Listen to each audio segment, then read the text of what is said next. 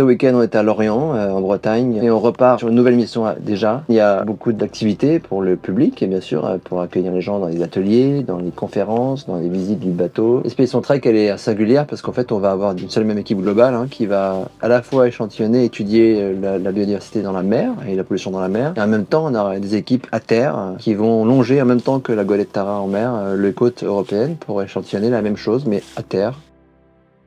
On commence les prélèvements en Bretagne à Roscoff et après on va faire un tour de la mer Baltique. Ensuite on va en Norvège et on fait un tour des îles Britanniques et après on va en Méditerranée, donc tout en prélevant dans le Pays Basque, Bilbao, Portugal, et après le bateau fait route vers Lyon. Quand on est comme ça sur le départ, en fait, c'est un peu effervescent, il y a tout qui se passe en même temps. En tant que marin sur Tara, on fait pas que notre travail de marin. Ça touche à plein de domaines, on embarque avec des chercheurs, journalistes, artistes, ingénieurs océano, c'est plein de corps de métiers qui travaillent ensemble. Et en fait, c'est une routine qui est hors norme Tara. J'ai ouvert les yeux sur le côté magique, en fait, de la nature. Et puis le rôle majeur que joue l'océan, quoi.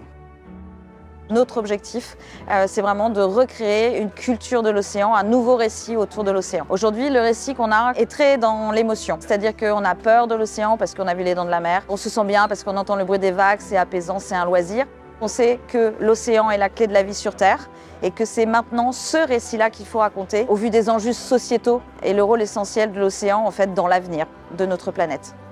Un de nos challenges en termes de sensibilisation, c'est d'essayer de parler de tout ce qui est invisible. Les planctons, les virus, les bactéries, tous ensemble en fait ont une importance énorme pour la santé de la planète et donc pour la santé humaine. Donc l'idée, ça va être de révéler tout ce monde invisible et comprendre en fait les pressions auxquelles ils sont soumis, donc que ce soit vraiment les pollutions ou même dans le contexte global du changement climatique.